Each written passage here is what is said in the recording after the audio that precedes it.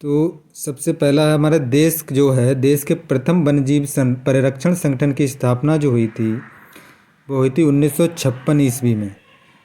और वन्यजीव संरक्षण संगठन का प्रमुख कार्य जो है प्रदेश में वन्यजीव सुरक्षा, आधुनिक एवं वैज्ञानिक पद्धति में सघन वन्यजीव प्रबंधन के साथ ही राष्ट्रीय उद्यानों, वन विहारों एवं पक्षी विहारों का विकास करना है।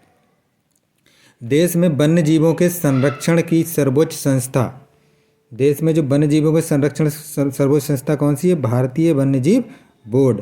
भारतीय वन्यजीव बोर्ड का जो अध्यक्ष होते हैं वो हमारे प्रधानमंत्री होते हैं।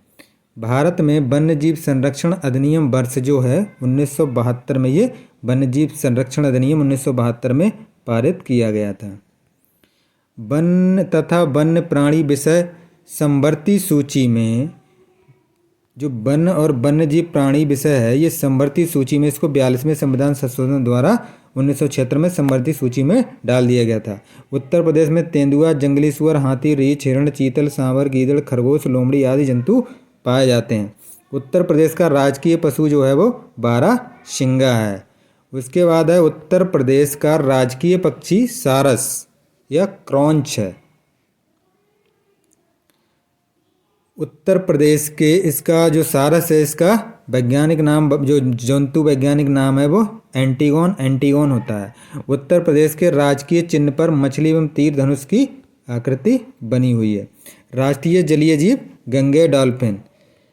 उत्तर प्रदेश के मिर्जापुर एवं सोनभद्र जिलों में गंगा नदी में ये पाई जाती है। कौन कौन से जिले में पाई जाती है? मिर्जापुर और सोनभद्र जिले में। इसे स्थानीय भाषा में सुइस या सुसु नाम से जाना जाता है, उत्तर प्रदेश की स्थानीय भाषा में। उसके बाद भारत सरकार तथा राज्य सरकार द्वारा 70 और 30 के अनुपात में क्या हो रहा है? National plan for conservation aquatic ecosystem, जो जलीय जीव है, जो जलीय हमारा वातावरण है, उसको सुरक्षित करने के लिए 70-30 के अनुपात से उसमें जो आर्थिक सहयोग है वो 2013-14 से ये क्रियान्वित किया जा रहा है। उत्तर प्रदेश में हाथी तराई एवं शिवालिक के गिरपदों में पाया जाता है। तराई क्षेत्रों में पाया जाता है और शिवालिक की पहाड़ियों में जो गिरपद हैं वहाँ पे पाया जाता है। हाथी जनगणना 2020 के अनुसार उत्तर प्रदेश में हाथियों की संख्या कितनी है? 352 है, पहले 232 थी। प्रोजेक्ट एलिफेंट के अंतर्गत उत्तर प्रदेश एलिफेंट रिजर्व की स्थापना 9 सितंबर 2009 को की गई थी। इसके अंतर्गत कुल 744 वर्ग किलोमीटर क्षेत्र आता है। राज्य सरकार ने दूसरे हाथी रिजर्व बनाने की भी घोषणा कर दी है, जो तराई हाथी रिजर्व के नाम से जाना जाएगा, जिसका क्षेत्रफल इससे 4 गुना, जो पहला हाथी रिजर्व था उससे 4 गुने से भी अधिक है। तराई हाथी रिजर्व जो होगा इसमें एरिया कौन सा आएगा? पीलीभीत टाइगर रिजर्व और दुधरा नेशनल पार्क के अलावा शाहजहाँपुर और बहराइच का भी जंगल इसमें शामिल होगा। उत्तर प्रदेश में चिंकारा जो है वो बिंद के जंगलों में पाया जाता है। उसके बाद है उत्तर प्रदेश में शेर और गैंडा पशु लुप्त होते जा रहे हैं, इनकी संख्या घटती जा रही है। उत्तर प्रदेश में गैंडा जो है वो तराई क्षेत्र में पाया जाता है। उत्तर प्रदेश में कुकरेल वन जो है वो लखनऊ के समीप स्थित है।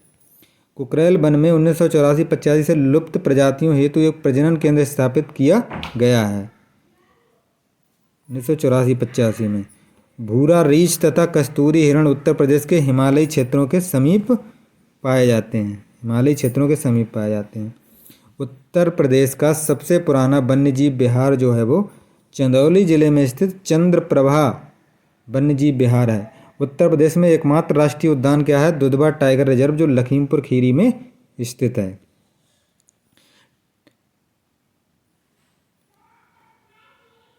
जो दुधवा राष्ट्रीय उद्यान है उसका क्षेत्रफल जो है 490 वर्ग किलोमीटर है। दुधवा राष्ट्रीय उद्यान का कुल क्षेत्रफल लगभग 490 वर्ग किलोमीटर है।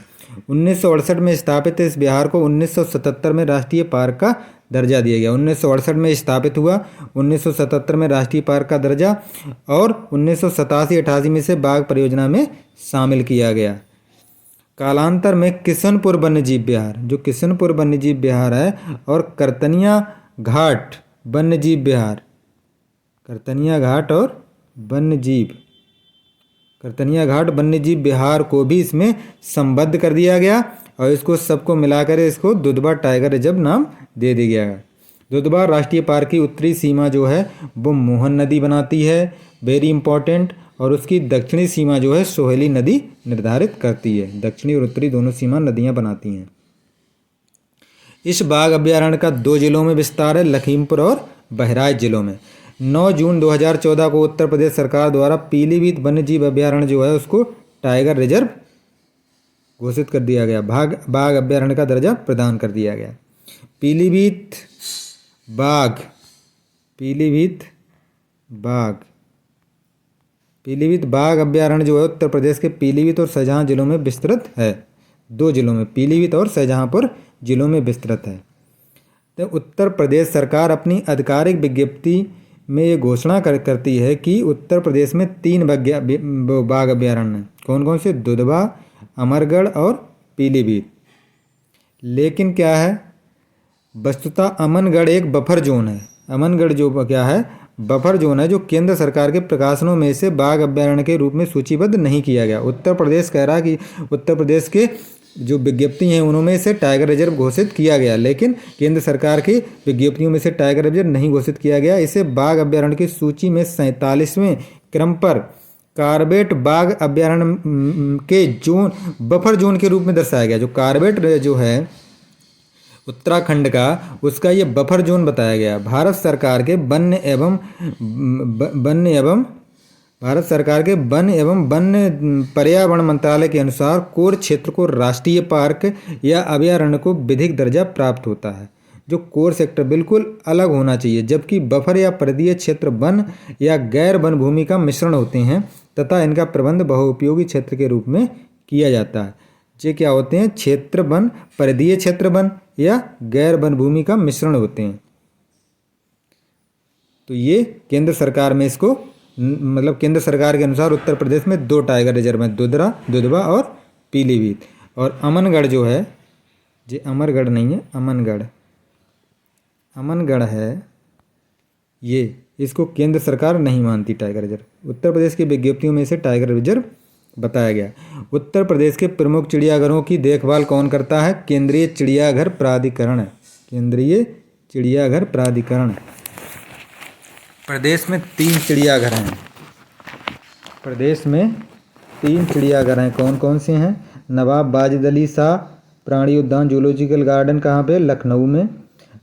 शहीद अशफाक उल्लाह खां प्राणी उद्यान गोरखपुर में, और कानपुर चिड़ियाघर। तो उत्तर प्रदेश में कुल मिलाकर के 3 चिड़ियाघर हैं। वन्य प्राणी सुरक्षा सप्ताह प्रत्येक वर्ष 1 से 7 अक्टूबर तक मनाया जाता है। रेड डाटा बुक का संबंध जो है संकटग्रस्त और विलुप्त प्रजातियों के विवरण से है। People's park and wild life book में वन्य जीव संरक्षण आंदोलन हेतु अति महत्वपूर्ण जानकारी दी गई है। किसमें? People's park and wild life book है ये।